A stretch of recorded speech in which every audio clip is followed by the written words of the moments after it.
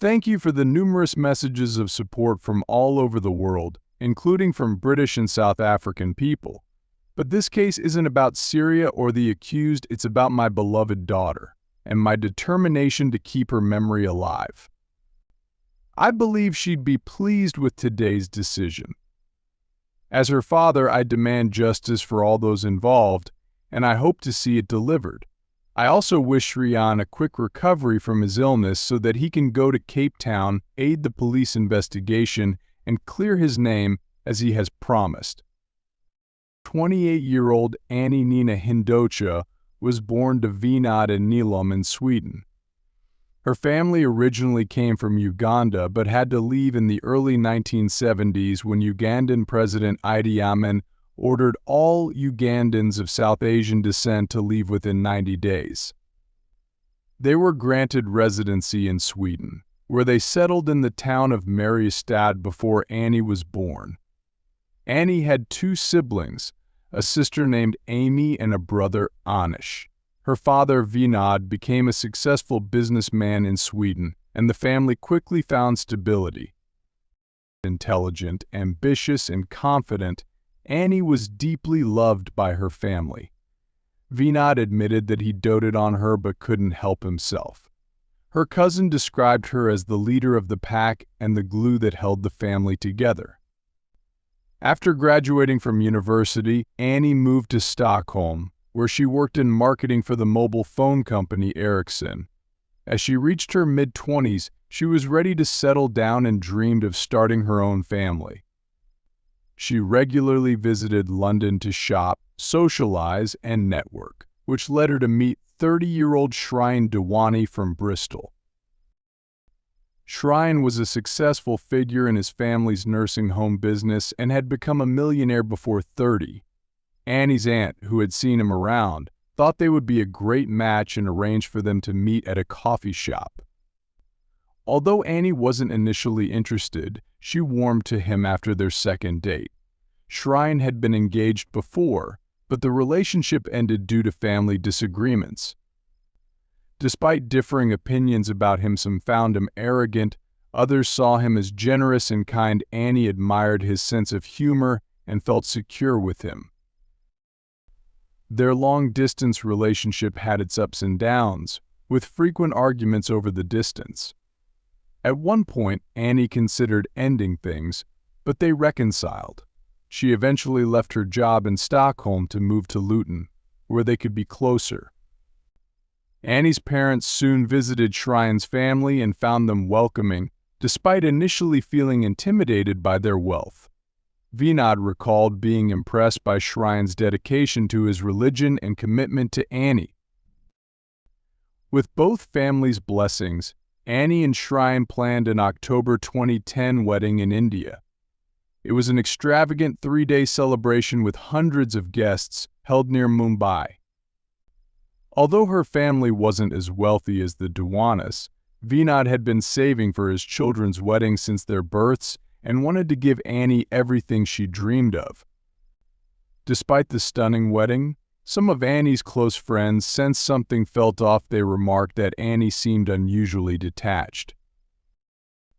3 weeks after their wedding, the newlyweds traveled to South Africa for a 10-day honeymoon. Shryan had planned it as a surprise for Annie, choosing South Africa because S represented Shryan and Annie. After a busy few days, they arrived in Cape Town on November 12th, where Shryan arranged for a local shuttle service instead of the hotel's car. A driver named Zola Tongo picked them up and took them to their hotel, Cape Grace. Shryan asked Zola to be their guide and arranged for him to pick them up for dinner the following night. On their second night, after drinks at the bar, they planned to dine at 96 Winery Road. However, on the way, they changed their minds and opted for something lighter. Zola drove them to the Surfside restaurant in Strand, where they stayed briefly. Afterward, Shryan said Annie wanted to see the authentic nightlife of South Africa's townships, and Zola took them to Gugulathu, a high-crime area with an alarming rate of violence, where even the police rarely ventured alone after dark. At 10:45 p.m., as their car stopped at an intersection, two men suddenly appeared. Two men rushed the car, banging on the windows and brandishing guns. They forced Tongo out of the vehicle, then took control, driving around with the terrified couple in the back seat. After robbing Cheyenne and Annie of their valuables, including Cheyenne's watch, phone, and Annie's jewelry, the men eventually stopped.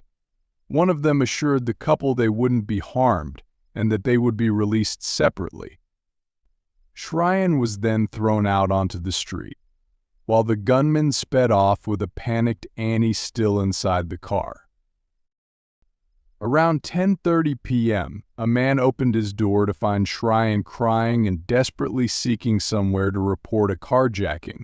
He had been knocking on doors along the road, asking for help, still visibly distressed and unable to recall many details.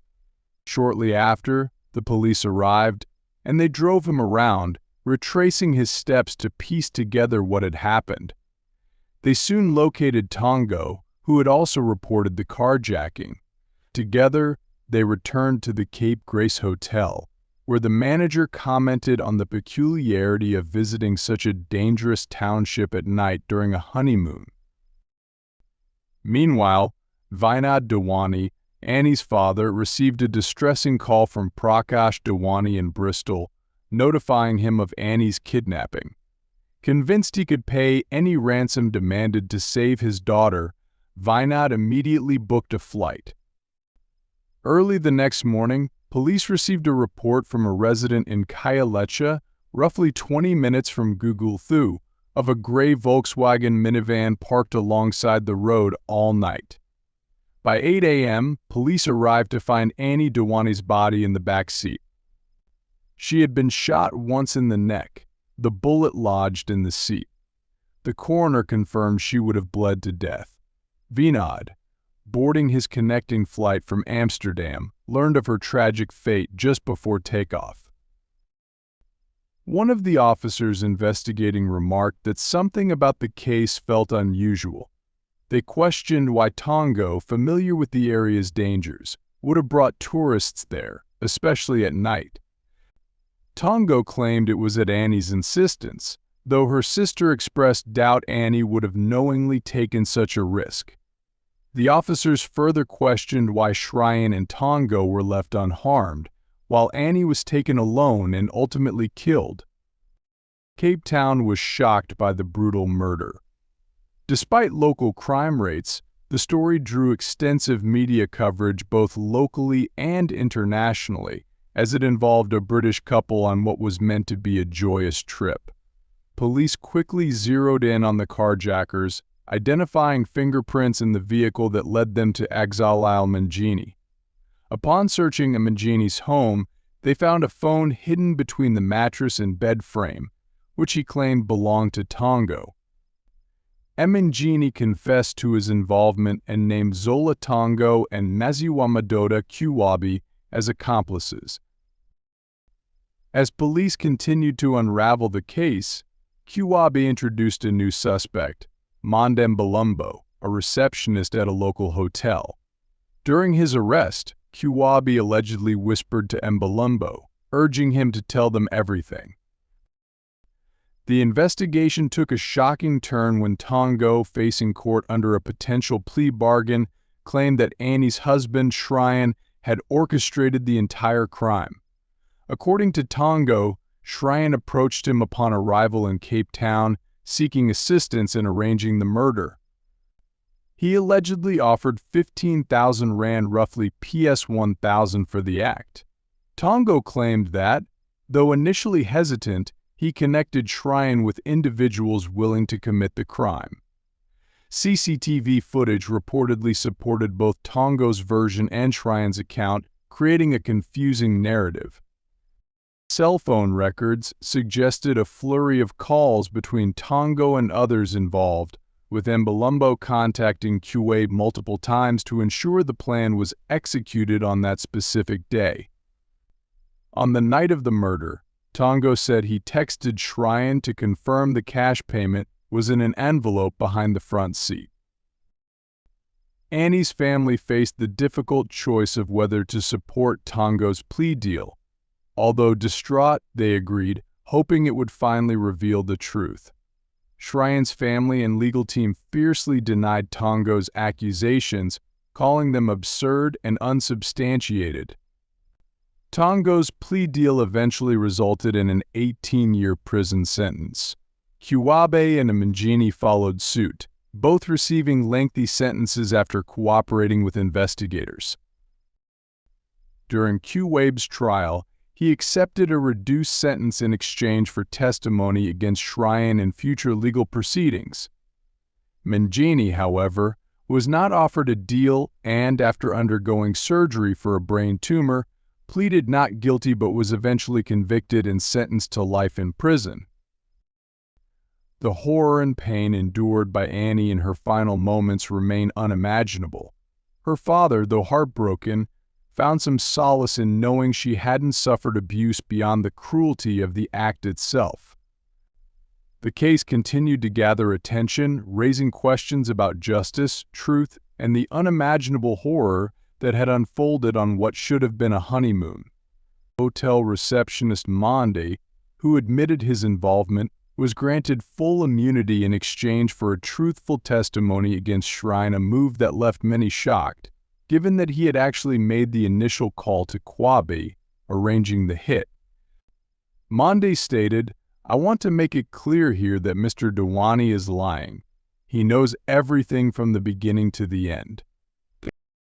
Shrine Dewani was soon arrested in Bristol on suspicion of conspiring to murder his wife Annie, and South African authorities began pushing for his extradition. Despite allegations, a motive remained unclear. Her friends and family noted that Shrine wouldn't financially gain from Annie's death, as there was no life insurance and their relationship seemed stable. However, a potential motive surfaced when the Sun newspaper published an interview suggesting that Shrine was hiding a secret about his sexuality. Anonymous emails sent to the paper alleged that he was gay and had paid for the services of Leopold Leiser, a male escort known as the German Master. Leiser claimed that Shrine confided in him about needing to escape a relationship. Shrine's family dismissed the claims, asserting he was deeply in love with Annie, but police began to speculate could it be that Annie learned this secret during the honeymoon, sparking the tragic events? One lead investigator said the case had become the most publicized and unusual one he'd seen in his 36 years. Many journalists in South Africa agreed, noting that the crime didn't follow typical patterns for the area, especially given that the car was left untouched rather than burned or sold. Shrine's statements regarding the incident raised further suspicion. For instance, he initially said that Annie's jewelry was stolen by the hijackers. However, he later called an officer to check the back seat, where Annie's engagement ring was reportedly found. When asked why he hadn't mentioned this earlier, Shrine cited shock as the reason for the omission. Adding to the controversy, Shrine threw a pizza party the night before Annie's funeral, which Annie's father, Vinod, found inappropriate. Family members also felt uncomfortable with Shrine's behavior during Annie's preparation for her funeral, recalling that he was rough with her body and had discarded mementos left by her family. To manage the intense media scrutiny, the Dewani family hired Max Clifford, a PR agent known for his connections and past representation of celebrities. Clifford, however, would later face his own legal troubles, being sentenced in 2014 to prison for indecent assault, and he would pass away in custody. During Clifford's time with the Dewani case, Shrine's brother insisted that Annie's family consult Clifford before speaking to the media, a demand that Vinod refused. Following Annie's death, Shrine was admitted to a hospital for depression and post-traumatic stress, reportedly losing a significant amount of weight.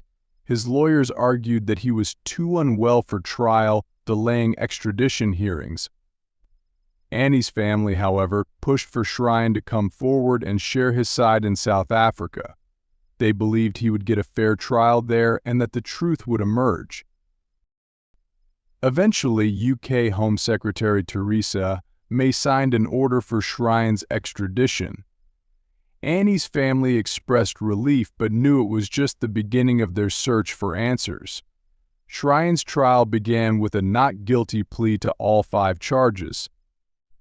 The proceedings took a surprising turn when his lawyer revealed that Shrine was bisexual, had engaged with male escorts, and had low hormone levels, which impacted his ability to father children. The prosecution suggested that the murder might have been linked to a sham marriage, allowing Shrine to hide his sexuality. During the trial, an email from Shrine to Annie, written before their wedding, was read aloud. In it, Shrine expressed doubts about their relationship, saying, "If you really think being with me is not going to make you happy, then this is not right for you. I hope that is not what you are saying, but I don't want to feel like I forced you into something." The trial's revelations shocked the public, casting the events of Annie's tragic death in a new, complex light.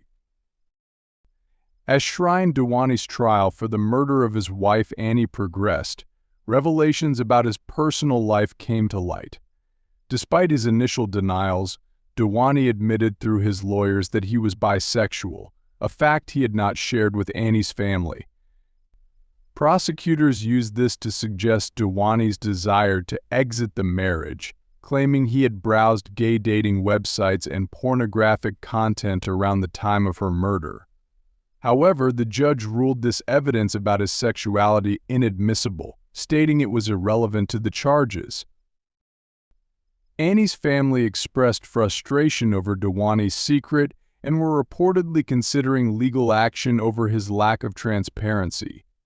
Text messages Annie had sent to her family surfaced, where she confided her unhappiness in the marriage, which painted a picture of marital discord. But others testified that any conflicts between Shrine and Annie seemed normal, attributing any tensions to wedding-related stress. The prosecution's star witness, Zola Tongo, a taxi driver and convicted murderer, claimed Dewani had paid him 15,000 rand to have Annie killed. CCTV footage from the hotel showed Shrine and Tongo exchanging what the prosecution alleged was the payment. However, Dewani's defense argued it was simply for Tongo's driving services, questioning why such a payment would be made discreetly if it were innocent. Tongo's credibility was further questioned when he contradicted previous statements, later admitting police might have altered his original statements. Throughout grueling cross-examination, Tongo's story became inconsistent, with some elements diverging from his initial affidavit. Alongside this, other witnesses like Mbalumbo and Kwab were also found to have committed perjury, casting doubt on the prosecution's case. On the 23rd day of the trial, Dewani's lawyers argued that the case was fundamentally flawed. The judge, Jeanette Traverso, ultimately agreed, finding that the evidence was insufficient and dismissing all charges against Dewani.